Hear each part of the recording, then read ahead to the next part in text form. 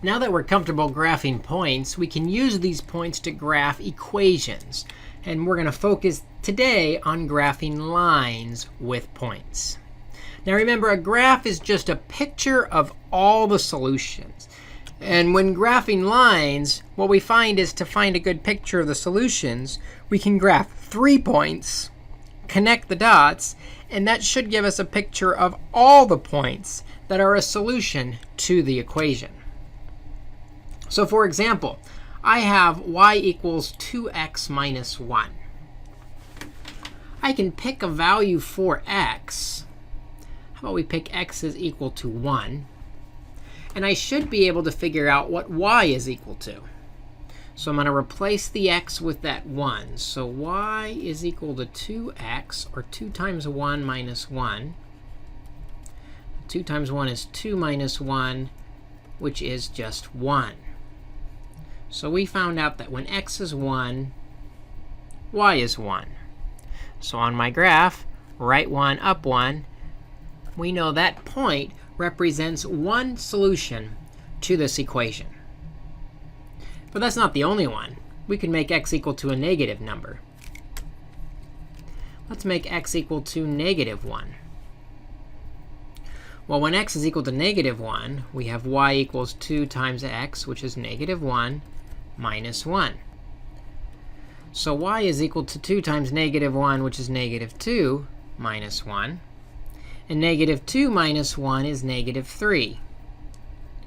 So when x is negative 1, we found out that y is negative 3.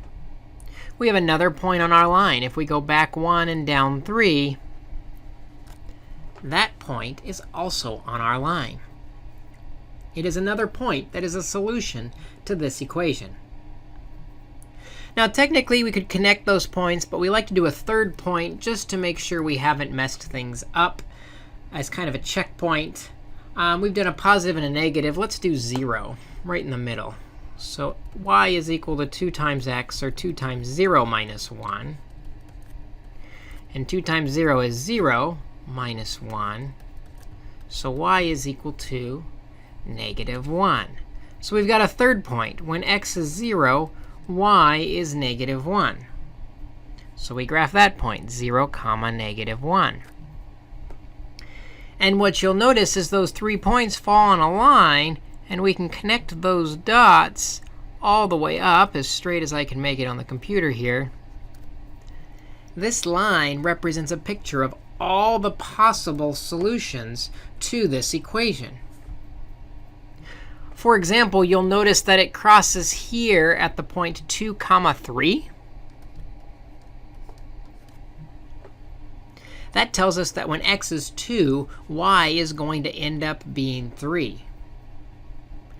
Any point on this line will work in this equation, but just to kind of prove it, we said when x is 2, y should be 3. So y equals 2 times x when x is 2. And sure enough, 2 times 2 is 4 minus 1. Y does equal 3. When x was 2, y was 3. This line is a picture of all the solutions to y equals 2x minus 1. Any point on that line will give us a point on this equation. If it's not on that line, it won't work in this equation.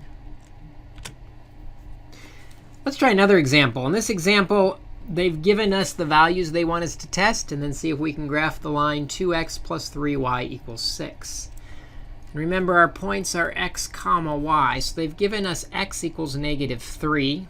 So I'm going to replace the x with negative 3. 2 times negative 3 plus 3y equals 6. Well, 2 times negative 3 is negative 6, plus 3y equals 6.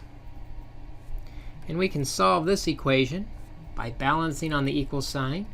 First, adding 6 to both sides. So we have 3y equals 12. Divide by 3, and we get y equals 4. So when x is negative 3, y is 4. Let's go ahead and plot that. X is negative 3, y is 4. Top left corner of our graph there. Next, they want us to find out when x is 6, what's y going to equal? So we'll try that. When x is 6, 2 times 6 plus 3y equals 6. Well, 2 times 6 is 12 plus 3y equals 6. Solve, balancing on the equals, subtracting 12 from both sides. 3y equals negative 6. And divide both sides by 3. Y is equal to negative 2. So when x is 6, y is negative 2. 1, 2, 3, 4, 5, 6. Negative 2 is our next point. And while we could connect those dots, just to be safe, we like to have a third point. This time, they don't give us the x, they give us the y. They tell us y equals 0. So we're going to find the x. 2x plus 3y, or 3 times 0, equals 6. Well, that's nice, because 3 times 0 is just 0. That goes away. So we just have 2x equals 6. Divide both sides by 2, and we find out that the x value is equal to 3. So when x is 3, y is 0. And we can connect those dots to get a picture of all of the solutions of this equation.